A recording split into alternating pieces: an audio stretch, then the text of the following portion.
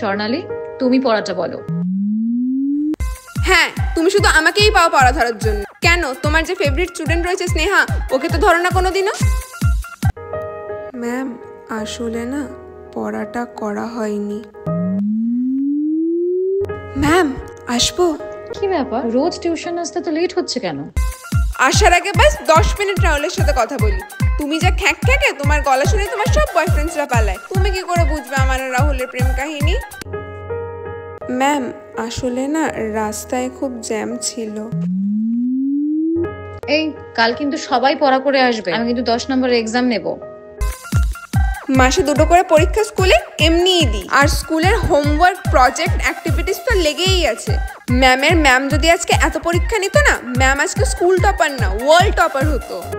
ঠিক আছে ম্যাম। তোমরা আবার 2টো লাইট চালিয়েছো? আমি কতবার বলেছি যে একটা লাইট চালাবে, ইলেকট্রিসিটি বিল প্রচুর আসে।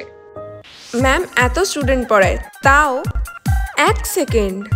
ম্যাম ডেলি 3টে করে ব্যাচ পড়ায়, একটা ব্যাচে 20 জন স্টুডেন্ট, তার মানে 3টে ব্যাচে 60 জন স্টুডেন্ট।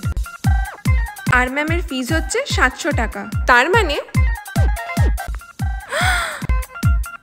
42,000 টাকা। আচ্ছা ম্যাম, বন্ধ করে রাখবো।